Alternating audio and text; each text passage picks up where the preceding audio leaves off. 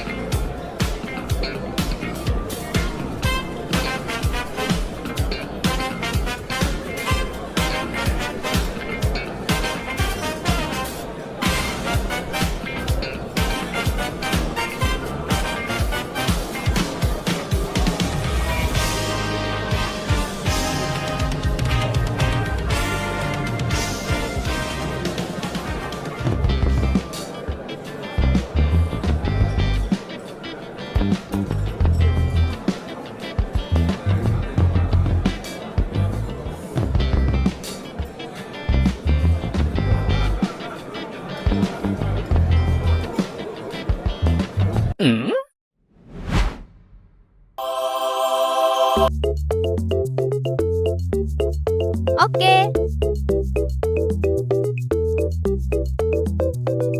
Huh?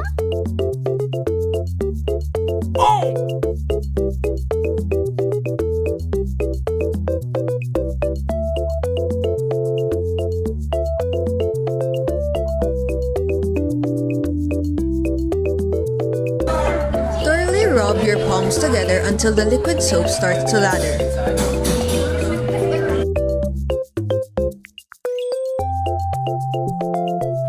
Rub the back of your hands with the opposite palm.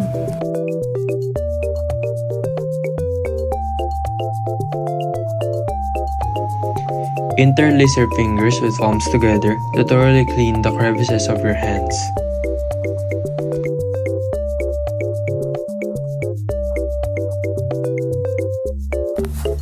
Interlace your fingers together, then rub the backs of your fingers against the palm of your other hand.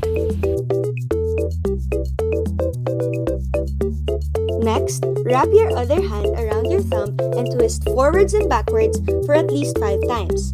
Once you have done so, do the same on the other thumb.